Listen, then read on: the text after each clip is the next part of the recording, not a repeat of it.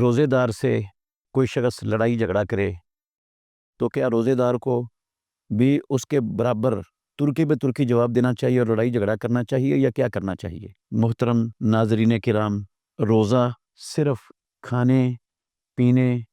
اور ازدواجی تعلق قائم کرنے کے چھوڑنے کا نام نہیں ہے۔ جس طرح کھانا پینا اور ازدواجی تعلقات یہ روزے کے وقت کے علاوہ اللہ رب العالمین نے اپنے بندوں پر حلال کیے ہوئے ہیں، ان کو چھوڑنا فجر سے لے کر سورج کے غروب ہونے تک، طلوع فجر سے لے کر، اور ان کے ساتھ ساتھ آنکھوں کو حرام دیکھنے سے روکنا، کانوں کو حرام سننے سے روکنا، اور زبان کو حرام بولنے سے روکنا، اور ہاتھوں کو کسی پر ظلم و زیادتی کرنے سے روکنا، ٹانگوں کو حرام کی طرف، کسی کی حق تلفی کی طرف چلنے سے روکنا، پیٹ کو حرام کھانے سے، حرام کا لقمہ اس کے اندر اترنے سے روکنا، ان ساری چیزوں کا نام اصل میں روزہ ہے۔ یہ روزہ تب اللہ رب العالمین کے ہاں بندے کے اندر تقویٰ پیدا کرے گا جب بندہ ان ساری چیزوں کی کچھ سے باز آ جائے گا جو ہمیشہ کے لیے اللہ نے اپنے بندوں پر حرام کی ہوئی ہیں۔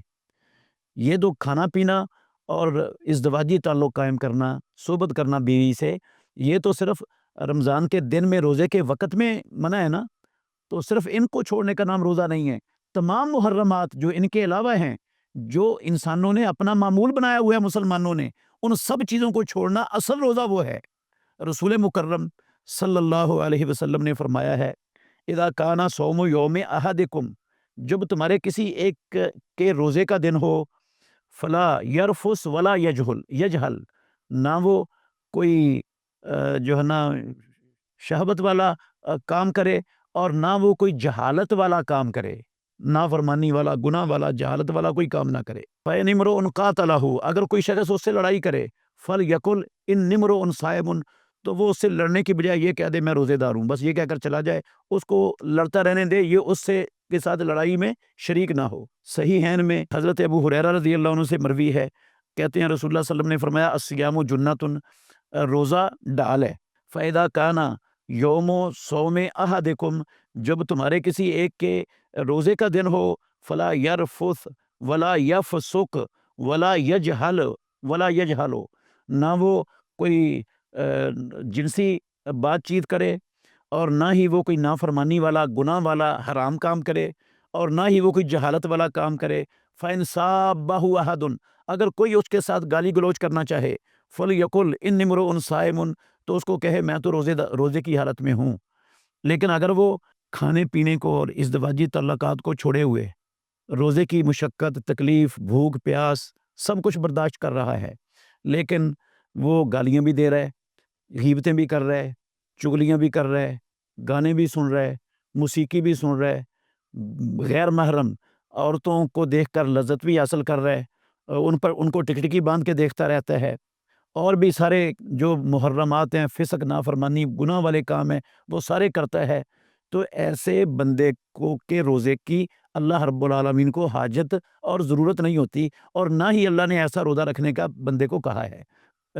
صحیح بخاری میں حدیث ہے، رسول اللہ صلی اللہ علیہ وسلم نے فرمایا من لم یدع قول الزور والعمل بہ، جس نے جھوٹی بات اور جھوٹی بات پر عمل اس کو نہیں چھوڑا، فلیس للہ حاجۃ فی ان یدع شرابہ و طعامہ، اللہ کو کوئی ضرورت نہیں ہے اس کے اپنا کھانا اور اپنا پینا چھوڑ دینے کی، وہ اپنا کھانا پینا بے شک نہ چھوڑے، اللہ رب العالمین کو ایسے روزے کی ضرورت ہی نہیں ہے۔ اور یہ بھی حدیث ہے، پیارے پیغمبر نے فرمایا رب صائم لیس لہ من صیامہ الا الجوع والعطش، بہت سے روزے دار ایسے ہوں گے دنیا میں جن کو ان کے روزے سے بھوک اور پیاس کے سوا کچھ بھی نہیں ملنا، کوئی اجر حاصل نہیں ہونا۔ تو یہ جو بندہ ہے نا روزے دار،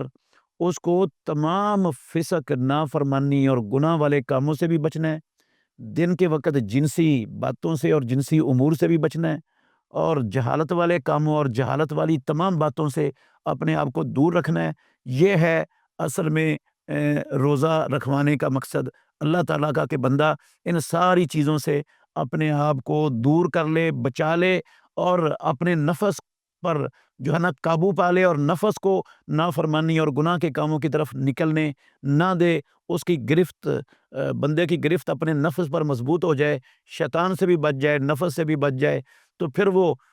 تقوی والا بن جائے گا، اور پھر یہ روزے کا مقصد بھی پورا ہوگا، اور یہی روزہ اللہ رب العالمین اپنے بندوں سے رکھوانا چاہتے ہیں۔ اللہ تعالیٰ سب کو ایسے ہی روزے رکھنے کی توفیق عطا فرمائے۔